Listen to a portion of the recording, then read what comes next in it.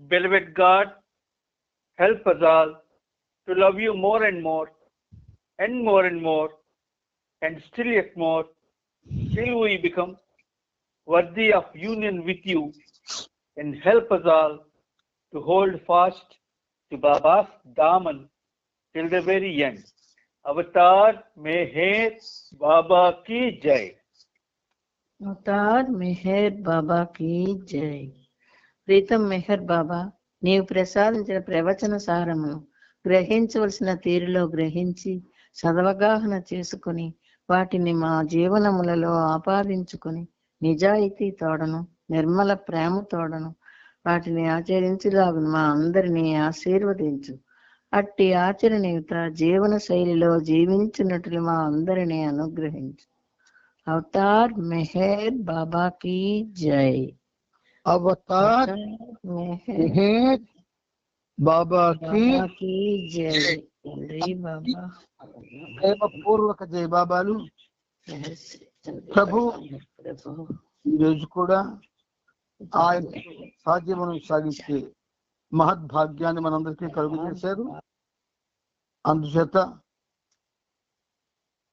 ఆ సనాతనునికి, ఆ దివ్య ప్రీతమునికి, ఆ సర్వోన్నతునికి మన తరపున ప్రపంచ భక్త కోటి తరపున శత సహస్ర కోటి పాదాభివందనాలను అర్పిస్తూ, ఇందులో భాగంగా మనం ప్రభు తీర్థం 10వ భాగంలో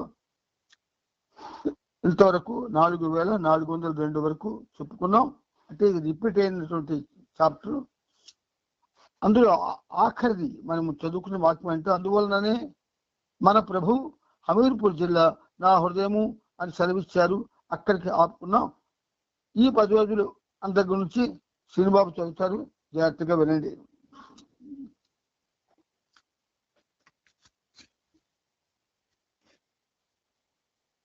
నానా జై బాబా. జై బాబా. జై బాబా. జై బాబా. అవతార్ మెహర్ బాబా కీ జై.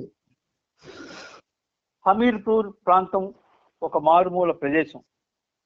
కొన్ని ప్రాంతాలలో సన్నని కాలిబాటలే ఉండేవి. అయినప్పటికీ అక్కడి ప్రజలంతా కలిసి బాబా రాక కొరకు ఆయన వచ్చి తమ గ్రామంలో ఉండేందుకు సకల సదుపాయాలను ఎంతో శ్రమ కోర్చి ఏర్పాట్లు చేశారు. వారంతా తమ పంట పొలాల మీదుగా మైళ్ళ కొలది రోడ్లను నిర్మించారు. కొన్ని ప్రదేశాల్లోని అడవులను నరికి నేలను చదును చేశారు. వారి పొలాలకు నీటిని అందించే కాలువలను మట్టితో నింపి దారి చేశారు. అంతకు ముందన్నడు కారు ప్రవేశించని ఆ మారుమూల గ్రామాలకు కూడా బాబా కారులో ప్రయాణించి వారిని అనుగ్రహించారు.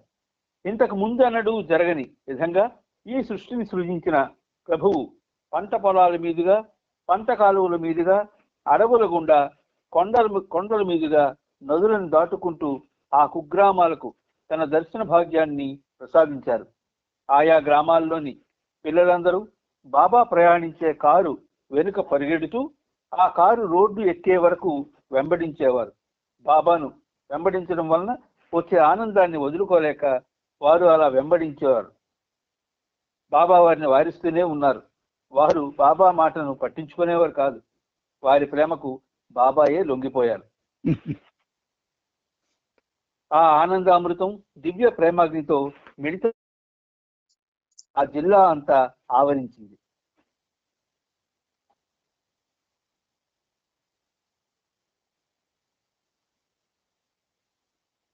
ముందుకెళ్ళానా? ఆ ఒక పేరా మీరు ఒకసారి చదవండి. మీరు వెళ్ళినా? లేదు లేదు, ఆ రెండో పేరా మీరు చదవండి ఒకసారి.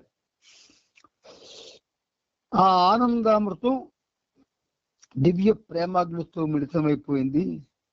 ఒక విచిత్రమైన మైకం ఆ జిల్లా అంతా ఆవరించింది.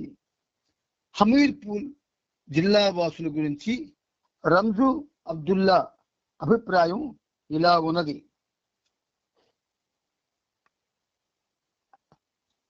బాబాను చూసి దర్శనం చేసుకునేందుకు వచ్చేవారంతా తమను తాము మర్చిపోయారు. బాబా దర్శనం కొరకు తహతహలాడుతూ పురుషులందరూ తమ కుటుంబాలను, బాధ్యతలను, రోజువారీ విధులను, వ్యాపారాలను విస్మరించారు. స్త్రీలు ఇంటి పనులు ప్రక్కన పెట్టారు. పిల్లలను కూడా పట్టించుకోలేదు. యువకులు, పిల్లలు కాలేజీలకు వదులు బడులకు వెళ్ళలేదు. రోజంతా బాబా దగ్గరే ఉండడానికి ఇష్టపడేవారు. ఈ ప్రజల భక్తి ఫలితంగా ఆయా ప్రదేశాల్లోని ప్రభుత్వ కార్యాలయాలు, బడులు, కాలేజీలకు ఆ రోజులు సెలవు దినాలుగా ప్రకటించడం జరిగింది. అలా బాబా ప్రజాదర్శన ఉత్సవాలు ఘనంగా ముగిశాయి.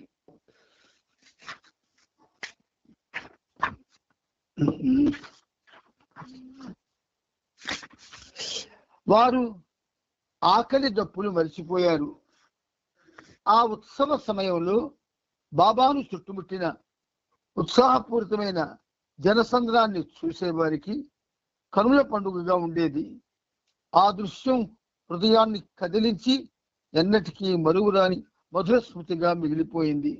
ఆ తరువాత అలోబా ఒకసారి ఆనాటి సంఘటనను గుర్తు తెచ్చుకొని ఆనాటి దృశ్యాలను, ఆ ప్రజా ఉత్సవాన్ని నా కళ్ళతో నేను చూసి ఉండకపోతే ఎవరు చెప్పినా నమ్మేవాడిని కాదు అన్నాడు.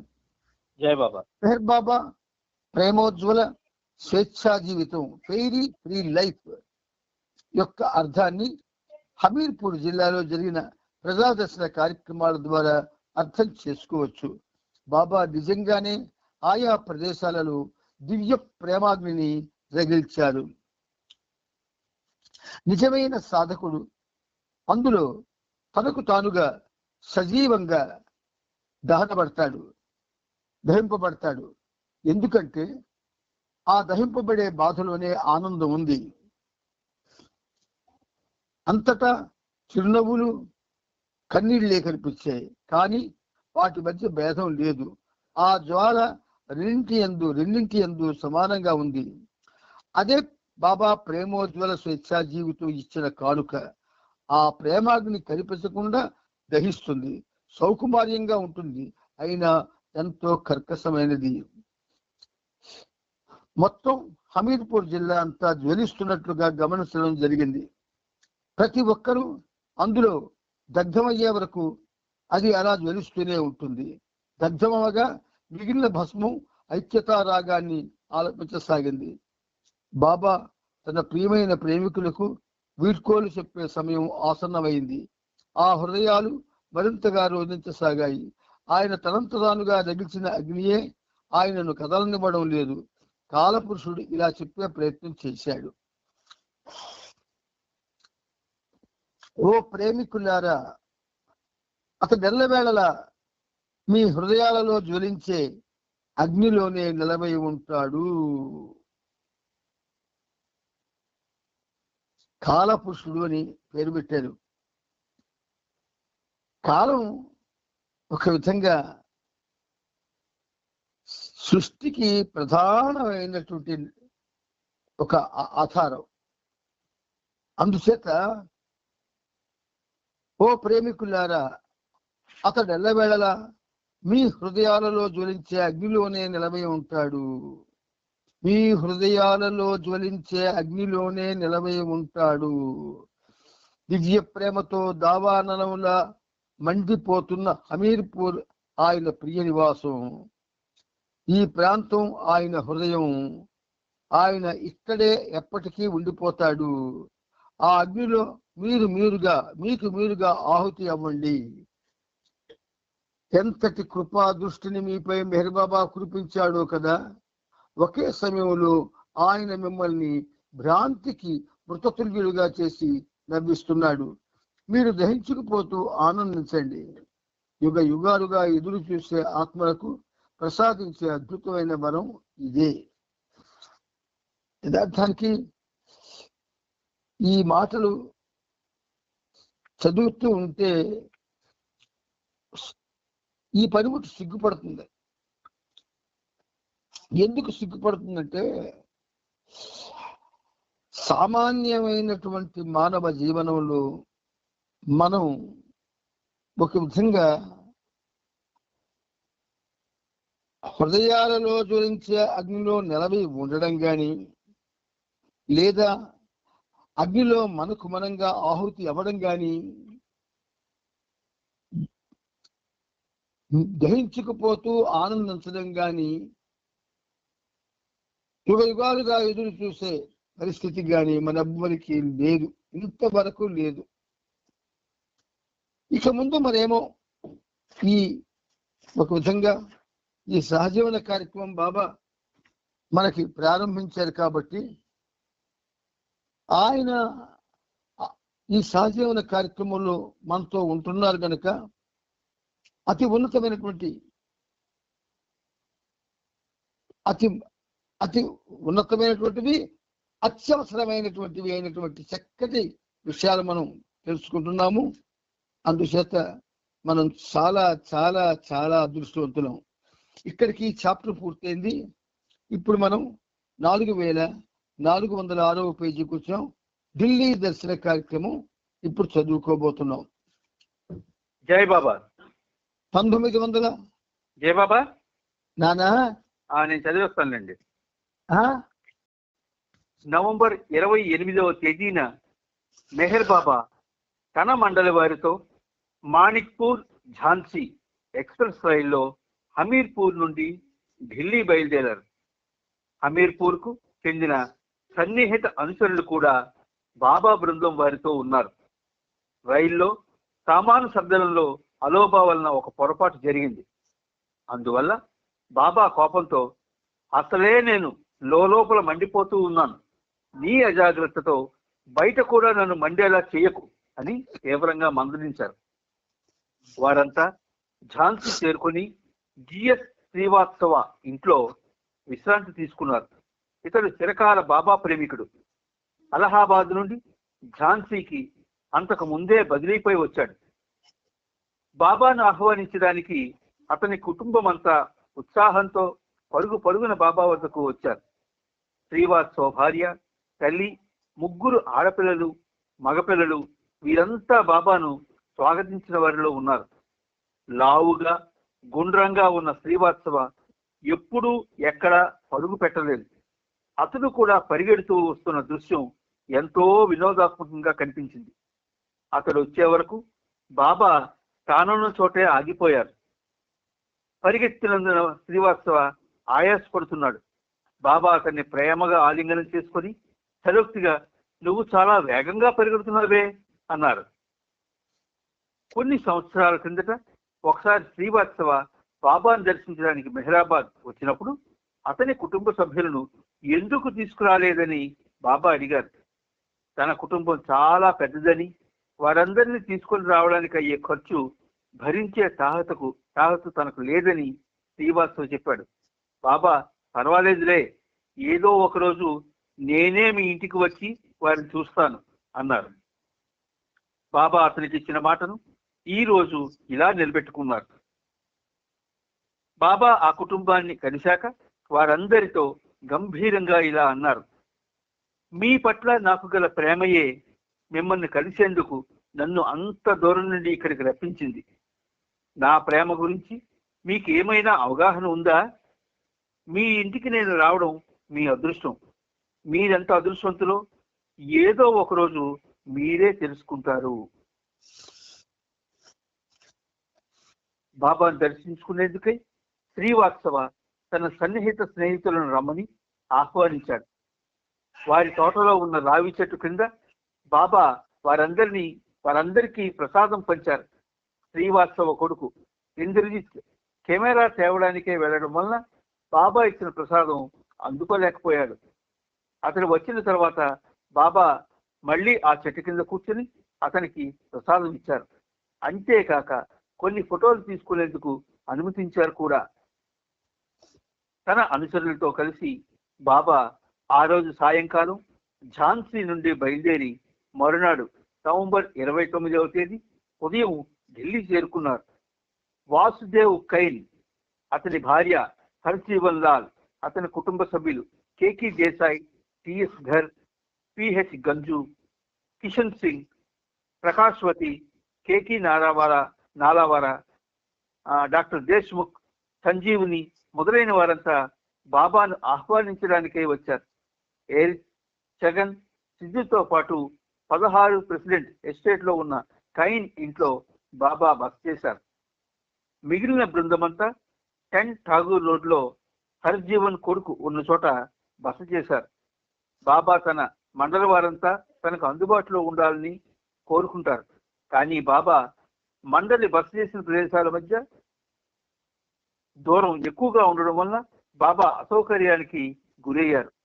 పెండుకు ప్రయాణపు ఏర్పాటు చేయడం చాలా కష్టమైంది. ఎందుకంటే పెండు బాబా వద్దకు వెళ్ళడానికి వాహన సదుపాయం లేనందువల్ల అతడు బాబా సూచించిన సమయానికి చేరలేకపోయేవాడు. అంతేగాక అనేక ప్రదేశాల నుండి ప్రేమికులు బాబా బృందంతో వచ్చి చేరుతూనే ఉన్నారు.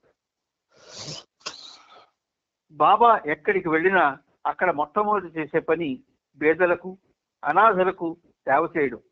కైన్ 7 నిరుపేదలను బాబా కార్యక్రమానికి సిద్ధంగా ఉంచాడు. కానీ వారెవరూ బాబా కోరినట్లుగా లేరు. అయినప్పటికీ వీలైనంత వరకు ఇబ్బంది పడకుండా వారితోనే బాబా తన కార్యక్రమం నిర్వర్తించారు. హర్జీవన్ ఇంటి వద్ద ఉన్న బాబా బృందం వారందరూ కైన్ ఇంటికి సకాలంలో చేరుకోలేకపోయారు. ఈ విషయం మాత్రం బాబాను బాగా కలవరపరిచింది. పెండు తమ ఆలస్యానికి కారణం చెబుతూ, నేనేం చేయగలను బాబా, మా కొరకు ఒక బస్సు ఏర్పాటు చేయమని హరిజీవన్కు చెప్పినా అతనికి సాధ్యపడలేదు అన్నాడు. హరిజీవన్ లాల్ని, నీవు నన్ను ఎవరిని అనుకుంటున్నావు అని బాబా అడిగారు. అతడు పరమాత్మ అనుకుంటున్నానని చెప్పాడు. నన్ను దైవంగా భావించి కూడా నా ఆనతిని ఎందుకు పాటించలేదు? కేవలం నన్ను అలా భావించి ఏమి ప్రయోజనం అని బాబా అడిగారు. రేపటి నుండి ఆలస్యం జరగదు బాబా, అన్ని ఏర్పాట్లు సరిగ్గా జరిగేటట్లు నేను చూసుకుంటాను అని హరిజీవన్ మాట ఇచ్చాడు. కానీ మరునాడు కూడా మళ్ళీ ఆలస్యం జరిగింది. బాబా హరిజీవన్తో, నిన్న నాకు మాట ఇచ్చావు, ఎందుకు నిలబెట్టుకోలేదు? మాట నిలబెట్టుకోలేని వారిలో నేనే ప్రథముడనని అనుకుంటాను, కానీ నువ్వు నన్నే మించిపోయావు అని నిలదీశారు. 29వ తేదీన వేదల కార్యక్రమంలో పాల్గొన్న తర్వాత బాబా మస్తు సాంగత్యం కొరకు ఢిల్లీ బయలుదేరారు. హమీర్పూర్ నుండి బైదులను ముందే ఢిల్లీ పంపించినప్పటికీ అక్కడ ఉన్నతాత్ములైన మస్తులలో అనువైన వారిని ఎక్కువ మందిని కనుగొనలేకపోయాడు. దాంతో బాబా అక్కడ జరిగిన మస్తు కార్యం పట్ల సంతృప్తి చెందలేదు. ఆ రోజు మధ్యాహ్నం 2 గంటలకు స్థానిక ప్రేమికుల కొరకు వాసుదేవ్ కైన్ ఇంట్లో బాబా దర్శన కార్యక్రమం ఏర్పాటు చేశారు. ప్రభా కైన్ బాబా కొరకు ఒక కీర్తన పాడింది. ఇతర ప్రేమికులు కూడా భజన కీర్తనలు పాడారు. పాటల మధ్యలో బాబా తన అక్షర ఫలకంపై, మీరు మీ పట్ల, భగవంతుని పట్ల విశ్వాసముతో నిజాయితీగా ఉండండి అని సూచించారు. ఆ రోజు జరిగిన సంగీత కార్యక్రమం బాబాకు ఆనందాన్ని ఇచ్చింది. తరువాత లడ్డూలను ప్రసాదంగా పంచారు. నిరుపేదల కార్యక్రమానికి ఆ రోజు ఉదయం మండలి వారంతా ఆలస్యంగా రావడం వలన పేదల కార్యక్రమంలో జరిగిన ఆలస్యానికి పరిహారంగా ప్రత్యేకత కలిగిన ఒక బాలుడి కాళ్ళు కడిగి నమస్కరించాలని సంకల్పించాను. ఆ బాలుడి వయసు 16 నుంచి 18 సంవత్సరాల మధ్య ఉండాలి. ఆ బాలుడు ఆధ్యాత్మిక చింతన గలవాడు, తెలివైన వాడు, తల్లిదండ్రుల యొక్క విధేయత గలవాడు, పరిశుద్ధ హృదయం కలిగిన వాడే ఉండాలి. అటువంటి లక్షణాలున్న బాలుడిని ఎవరైనా తీసుకుని రాగలరా అని అడిగారు. పక్క పేజీలో 1950 దశకంలో ఇండియాలో పేదల కాళ్ళు కడుగుతున్న బాబా ఫోటో ఉంది. నానా ఖేర్తో కలిసి తాను ఆ పని చేయగలనంటూ పుకార్ ముందుకు వచ్చారు. దౌలత్ సింగ్, బాబాదాస్తో కలిసి వారిద్దరూ అలాంటి బాలుని వెతికేందుకు ఒక కాలేజీకి వెళ్లారు. అక్కడ విద్యార్థులందరూ వీరిని ఎగతాళి చేశారు. అయినా పట్టించుకోకుండా వీరు ఆ కాలేజీ ప్రిన్సిపాల్ని నేరుగా కలిశారు. ఆయన వీరికి ఒక బాలుడిని ప్రతిపాదించారు. బాబా కార్యక్రమం కొరకు ఆ బాలుడిని అడిగారు. అతడు వెంటనే అంగీకరించాడు. కానీ అతని తల్లి మాత్రం మెహర్ బాబా వంటి మహోన్నతులు తన కొడుకు పాదాలు కడిగి నొక్కడానికి అంగీకరించలేదు. బాబా ఇచ్చను అంగీకరించవలసిందిగా ఆమెను పుకార్ ఒప్పించబోయాడు. కానీ ఆమె అంగీకరించలేదు. చివరకు వారు తిరిగి వెళ్ళిపోతున్న సమయంలో దారిలో మరొక బాలుడు కనిపించాడు. అతన్ని బాబా వద్దకు తీసుకొచ్చారు. అతన్ని చూసి బాబా సంతోషించారు. అతని పాదాలకు వంగి నమస్కరించి 51 రూపాయలు దక్షిణగా ఇచ్చారు. ఢిల్లీ నగరంలో 6 వివిధ ప్రదేశాల్లో ప్రజల కొరకు బాబా దర్శన కార్యక్రమాలు జరిగాయి. ఈ కార్యక్రమాలను ఏర్పాటు చేసే బాధ్యత అప్పగించబడిన హర్జీవన్ లాల్ తన ఇంటికి దగ్గరలో గల లాహోర్ గేట్ వద్ద కార్యక్రమం ఏర్పాటు చేశాడు. అతని కుటుంబ సభ్యులంతా బాబాను నమ్ముకున్నారు. అతని భార్య, కూతురు అంగూరి కలిసి బాబాకు తన అనుచరులకు అద్భుతమైన భోజన ఏర్పాట్లు చేశారు. అతని కొడుకులు సౌగంద్, ఇందర్ ఇద్దరూ కలిసి ఏర్పాట్లలో ఎంతగానో సహకరించారు. కానీ బాబా తరచూ హర్జీవన్ని మందలిస్తూనే ఉండేవారు. అయితే విచిత్రమైన విషయం ఏమిటంటే బాబా మందలింపులే అతనిలో ప్రేమాగ్నిని మరింత రగిలేలా చేశాయి. ఢిల్లీలోని ఫజీ ఠాగూర్ రోడ్లో నవంబర్ 30వ తేదీన, డిసెంబర్ 1వ తేదీన 2 దర్శన కార్యక్రమాలు జరిగాయి. ఇక్కడ నగరంలోని మధ్యతరగతి కుటుంబాల వారు బాబా దర్శనం చేసుకున్నారు. తర్వాత టౌన్ హాల్లో ఏర్పాటైన కార్యక్రమంలో విద్యార్థికులు, సంస్కారవంతులు హాజరయ్యారు. హరిజీవన్ ఇంటి ముందు పెద్ద పందిరి వేశారు. ఉదయం, సాయంత్రం దర్శనం కోసం వచ్చిన వారందరినీ బాబా కలిశారు. ఈ సమావేశాలలో బాబా 2 సందేశాలు ఇచ్చారు. మొదటి సందేశం మత సంబంధమైన ఆచారాలు, కర్మకాండలకు సంబంధించినది. వివిధ మతాలు, సంప్రదాయాలకు సంబంధించిన విభిన్నమైన ఆచారాలు, కర్మకాండలు దివ్య ప్రేమ వెలువడేందుకు ఉద్దేశించబడ్డాయి. కానీ ఒకే రీతిగా బాహ్య తంతులను పదే పదే యాంత్రికంగా ఆచరించడం అనే పద్ధతికి అలవడే విధంగా అవి ఆత్మను చాలా వరకు బంధనాలకు గురి చేస్తాయి. భగవంతుని పట్ల ప్రేమను బాహ్యంగా వ్యక్తపరచడానికి అటువంటి కరడుగట్టిన ఆచారాలకు అంటిపెట్టుకొని ఉండడం వల్ల ప్రేమ పరిమితం అవడమే గాక ఒక మతం మరొక మతం కంటే వేరు అన్న భేదభావం తలెత్తుతుంది. అందువల్ల ఈ ఆచారాలు, కర్మకాండలు తరచూ ఆత్మను అజ్ఞానానికి, భ్రాంతిమయమైన వేర్పాటు భావానికి గురి చేస్తాయి. అవి నిజమైన అంతర్వికాసానికి ఆటంకాలుగా పరిణమిస్తాయి. కాబట్టి నిజమైన ఆధ్యాత్మిక సాధకుడు ఆంతరిక జీవితం పట్ల మాత్రమే మరింత నిశ్చితమైన శ్రద్ధ కలిగి ఉంటాడు. ఆంతరిక జీవితం అన్నది భగవంతుని పట్ల సాధకునికి ఉన్న ప్రేమ పైన ఆధారపడి ఉంటుంది. ఈ ప్రేమే అన్ని కోరికలను దహింపజేసి ప్రీతముడైన భగవంతునితో ఏకమవ్వాలనే ఒకే ఒక్క కోరిక, తపన నిలిచి ఉండేలా చేస్తుంది. అతనికి తన ప్రేమను ఏదో ఒక నిర్దిష్టమైన రూపంలో అదే పనిగా వ్యక్తపరచాలనే ధ్యాస ఉండదు. అటువంటి బాహ్య ప్రదర్శనతో కూడిన ధ్యాస సాధకుని వాస్తవ జీవితాన్ని వేరొక దిశలోకి మరల్చుతుంది. స్వేచ్ఛ కలిగిన ఆత్మ ఇటువంటి అనావశ్యక విషయాలలో తగులుకోదు. అలాగే ఆచారాలు, కర్మకాండల పట్ల గల మమకారం కారణంగా తలెత్తే ఏర్పాటు ధోరణులకు లొంగిపోదు. అయితే ఇందులో మతాలకి, మత సాంప్రదాయాలకి, ఆచార కర్మకాండలకి సంబంధించింది ఆ మొదటి పేర మనం చెప్పుకున్నాం గతంలో. ఇప్పుడు ఈ రెండోది ఏమిటంటే కొంచెం మనం శ్రద్ధగా తెలుసుకోవాల్సిన ఆవశ్యకత ఉంది. ఏమిటంటే జీవితం అన్నది భగవంతుని పట్ల సాధకునికి ఉన్న ప్రేమ పైన ఆధారపడి ఉంటుంది. భగవంతుని పట్ల సాధకునికి ఉన్న ప్రేమ పైన జీవితం ఆధారపడి ఉంటుంది అన్నారు. మరొక్కసారి వినండి. భగవంతుని పట్ల సాధకునికి ఉన్న ప్రేమ పైన జీవితం అన్నది ఆధారపడి ఉంటున్నది. అంటే ఇన్నర్ లైఫ్. ఇది మనం ప్రేమని ఎలా పెంచుకోవడం రోజు రోజుకి అని మనందరం కూడా ఆలోచించుకోవాలి. బాబా పట్ల ప్రేమ పెరగాలి, అని అంటే ఏం చేయాలి? ఒక భౌతిక ఉదాహరణ చెప్తాను. ఇది బాబా చెప్పినటువంటిదే మీకు చెప్పడం జరుగుతుంది. ఒక స్త్రీని ఒక పురుషుడు ప్రేమించాడు అనుకుందాం.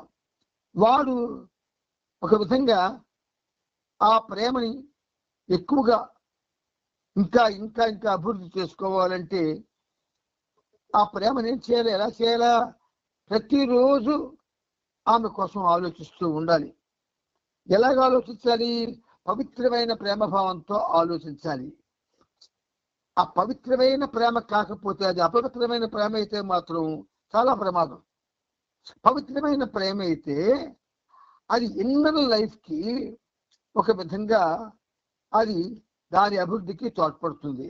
అలా కాకుండా ఆ ప్రేమ అనేది ఔటర్ లైఫ్ కి సంబంధించి తత్సంబంధమైన కార్యకలాపాల్లో కానీ తగులుకుంటే దానివల్ల జీవనం చాలా పేలం అయిపోతుంది.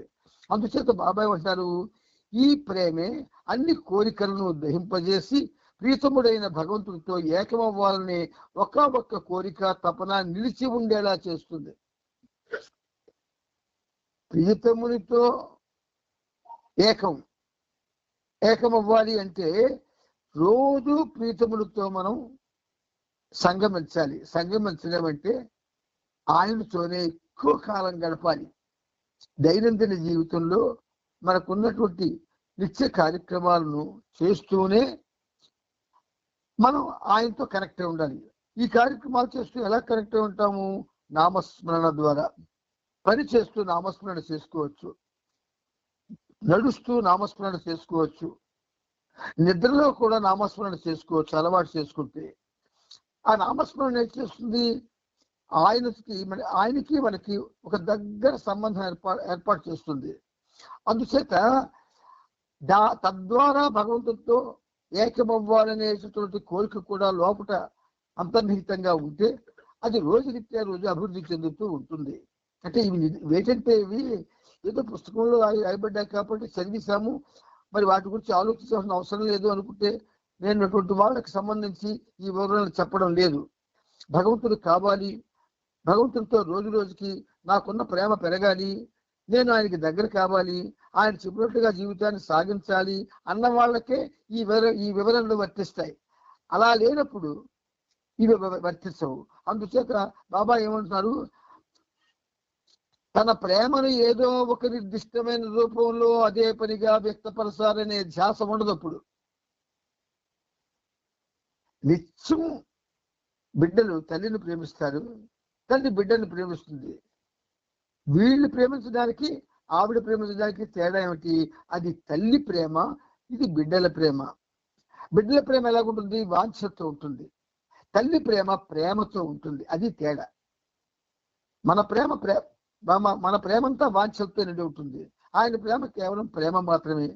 అది ఒక విధంగా ఎంత స్వచ్ఛమైన ప్రేమ అంటే నోటితో చెప్పలేని అంత స్వచ్ఛమైన ప్రేమను ఆయన అందిస్తారు మనకి. అందువలన అటువంటి మనం ఏం చేయాలా? ఏదో ఒక నిర్దిష్టమైన రూపంలో అదే పనిగా మనం నిర్దిష్టమైన రూపంలో ఏం చేస్తున్నాం? సావాసులు చేస్తున్నాము, భజనలు చేసుకుంటున్నాము, రకరకాలమైన ఏవేవో చోటుకి వెళ్తున్నాము, అందరితో కలిసి ఏదో చేసేస్తున్నాము. అంటే ఏం చేస్తున్నాము? ఒక నిర్దిష్టమైన రూపంలో పనులకు అలవాటు పడిపోయాము. అందులో ప్రేమకి ఒక విధంగా ప్రాధాన్యత ఇవ్వం మనం. అది ఎలా జరుగుతుందంటే భగవంతుని మీద ప్రేమ అంటే భగవంతుని మీద ప్రేమే. మనకి ఎవరి మీద కానీ దేని మీద కానీ ఉండకూడదు, ఉండరాదు. అప్పుడు అది ప్రేమ అనిపించుకోదు. అందుచేత అటువంటి బాహ్య ప్రదర్శనతో కూడిన ధ్యాస సాధకుని వాస్తవ జీవితాన్ని వేరొక దిశలోకి మరల్చుతుంది. ప్రతిసారి కూడా మనం ఈ విషయంలో మనం ఎవరికి వాళ్ళు అనుకుంటూ ఉండాల. నేను బాబాతో నాలో ఒక ప్రేమ ఉన్నదో లేదో, స్వచ్ఛమైన ప్రేమ నాలో ఉన్నదో లేదో, నేను స్వచ్ఛమైన ప్రేమని బాబాకు పంచగలనో లేదో నాకు తెలియదు, కానీ మెహర్ ప్రభు నేను నిన్ను ప్రేమించాలనుకుంటున్నాను. నాకు స్వచ్ఛమైన ప్రేమ లేకపోతే ఆ స్వచ్ఛత, నా ప్రేమలో ఆ స్వచ్ఛతని కలిగించు తండ్రి. నేను నిరంతరం ప్రేమిస్తాను, నీ నామస్మరణ చేసుకుంటాను, నాకేం అక్కర్లేదు. ఈ ముందు ఇక్కడ రావాలి ఈ పాయింట్కి, నాకు మరేమీ అక్కర్లేదు. నాకు నువ్వు తప్ప, నీ ప్రేమ తప్ప, నీ స్మరణ తప్ప, నీ సేవ తప్ప నాకు మనకేమిటి అక్కర్లేదన్న ఒక నిర్దిష్టమైన అభిప్రాయానికి వస్తేనే ప్రేమికుడు ఇలా జీవించడానికి అవకాశం ఉంటుంది. లేదు నాకు అన్నీ కావాలి, నేను అన్నిట్లో ఉంటాను, నేను అన్నీ చేస్తాను అన్నవాడు స్వచ్ఛమైన ప్రేమని బాబాకి పంచలేడు. అందుచేత వేరొక దృష్టిలోకి మళ్ళిపోతుంది. స్వేచ్ఛ కలిగిన ఆత్మ ఇటువంటి అనావశ్యక విషయాల్లో తగులుకోదు. ఆత్మ అనావశ్యక విషయాల్లో అది చిక్కుకోకూడదు. ఆత్మను చిక్కునేటట్టు చేయకూడదు మనం. అందుచేత అలాగే ఆచారాలు కర్మకాండల పట్ల గల మమకారం కారణంగా తలెత్తే వేర్పాటు ధోరణులకు లొంగిపోదు. బాబా కార్యక్రమం చేయాలి అంటే మనకు ముందుగా అన్ని ఏమిటి అవసరమో అవన్నీ కావాలా. అందుచేత కేవలం భగవంతుడితో ఒక్కసారి పురాణాల్లోకి వెళ్ళి ఒకసారి తొంగి చూడండి. రాక్షసుడు సైతం భగవంతుడిని ప్రేమిస్తే ఇంటిని, రాజ్యాన్ని, సమస్తాన్ని త్యజించి అడవిలోకి వెళ్ళి ఆయన కోసం ఘోరమైనటువంటి తీవ్రమైనటువంటి తపస్సు చేసేవాడు ఆయన ప్రత్యక్షమయ్యే వరకు. అవి ఆ రోజులు. వాడు రాక్షసుడు, కానీ అంత తీవ్రంగా భగవంతుని యందు ఏకాగ్రత పెట్టుకుని 10 ఏళ్లలో కూర్చుంటా, ఆడొక 15 ఏళ్ళు, 20 ఏళ్ళు, 30 ఏళ్ళు కూర్చుంటే మళ్ళీ 90 ఏళ్ళు చేరుకో తపస్సు చేసేవాడు భగవంతుడి కోసం. మనం మోడరేట్ లైఫ్, మన జీవనంలో అవన్నీ సాధ్యం కాదు. కానీ నిరంతరం బాబాతో ఉండడం, బాబా నామం చేసుకోవడం, బాబా ప్రేమ నాకు కావాలి అనుకోవడం అదే పెద్ద కష్టమే కాదు.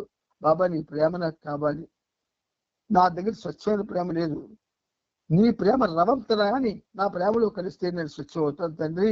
అందుకే నేను నీ నామస్మరణలో ఉంటున్నాను, నీ తాలూకు ధ్యాసలో ఉంటున్నాను. దయచేసి నాకు నామస్మరణ భాగ్యం ధ్యాస నాకు పోగొట్టక తండ్రి అని నిరంతరం ఆ ప్రభువుని వేడుకోవాలి. తప్పదు కావాలనుకుంటే. లేకపోతే ఎవడి మట్టుగాడు హ్యాపీగా బతకొచ్చు అన్నిట్లో ఉంటూ. అదేమిటంటే కేవలం భౌతిక జీవనమే అవుతుంది, ఆధ్యాత్మిక జీవనం కానేరదు. 2వ సందేశం చదువున్నాను.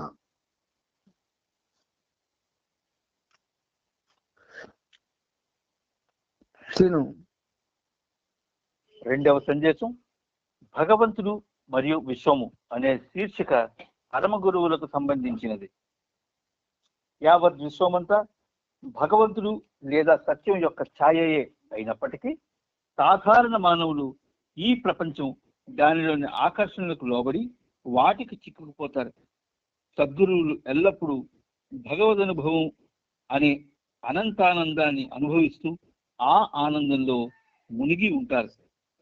భ్రాంతిమయమైన ఈ విశ్వం అనబడే మాయా వ్యూహంలో చిక్కుకోరు. సాధారణంగా మనం ఎలాగైతే నీడల పట్ల ఎటువంటి శ్రద్ధ చూపించమో అలాగే సద్గురువులు కూడా ఈ విశ్వం అనే భ్రాంతి పట్ల ఏమాత్రం దృష్టి పెట్టరు. కానీ వారు మానవాళి దృష్టిని ఛాయ నుండి బ్రహ్మ పదార్థం వైపు మరలించడానికి మాత్రం ఈ విశ్వం పట్ల శ్రద్ధ కనుగరుస్తారు. ముందుకెళ్ళాను. 1950 సంవత్సరంలో మంజరి మాఫీలో బాబాను దర్శించుకున్న తర్వాత తోడీ సింగ్ ఇప్పటికీ పిచ్చివాని వలె మస్తుగా ప్రవర్తిస్తూనే ఉన్నాడు. తన కుటుంబాన్ని పట్టించుకోవడం లేదు. ఢిల్లీలో బాబా ఇచ్చే దర్శనం కొరకు తోడీ సింగ్ అలీఘర్ నుండి ఢిల్లీకి వచ్చాడు. ఆ సమయంలో బాబా అతనిని వ్యాపార వ్యవహారాలను జాగ్రత్తగా చూసుకోమని, కుటుంబ బాధ్యతలను నిర్లక్ష్యం చేయవద్దని ఆదేశించారు. ఢిల్లీలో డిసెంబర్ 2వ తేదీన దివ్య జ్ఞాన సమాజం థియోసాఫికల్ సొసైటీ హాల్ నందు మరొక దర్శన కార్యక్రమం జరిగింది. 2 రోజుల తర్వాత ఈ సమావేశం గురించి టైమ్స్ ఆఫ్ ఇండియా పత్రికలో బాబా ఫోటోతో సహా ప్రచురించబడింది. అమీర్పూర్ ప్రాంతాన్ని మొత్తం బాబా దివ్య ప్రేమాగ్ని కబళించినట్లుగా ఢిల్లీలో కనిపించకపోయినప్పటికీ కొద్దిమంది కొత్తవారు బాబా సన్నిహిత సాంగత్యంలోనికి వచ్చి ఆయన దివ్య ప్రకాశం యొక్క సౌందర్యంతో సమ్మోహితులయ్యారు. వారిలో సర్దార్ నిరంజన్ సింగ్ ఒకరు. బాబా పెద్ గ్రామంలో ఉండగా ప్రస్తావించిన మహామేధావి ఇతడే. ఇతడు పంజాబ్ విశ్వవిద్యాలయంలోని కాంప్ కాలేజీలో ప్రిన్సిపాల్ గా పనిచేస్తున్నాడు. బాబా దర్శనమిచ్చిన వివిధ ప్రదేశాలకు అతడు కూడా హాజరయ్యాడు. నిరంజన్ భార్య గురునానక్ యందు ప్రగాఢమైన భక్తి విశ్వాసాలున్న సదాచార పరాయణాలు. మరి ఏ ఇతర దివ్యత్వం ఎడల ఆమెకు విశ్వాసం లేదు.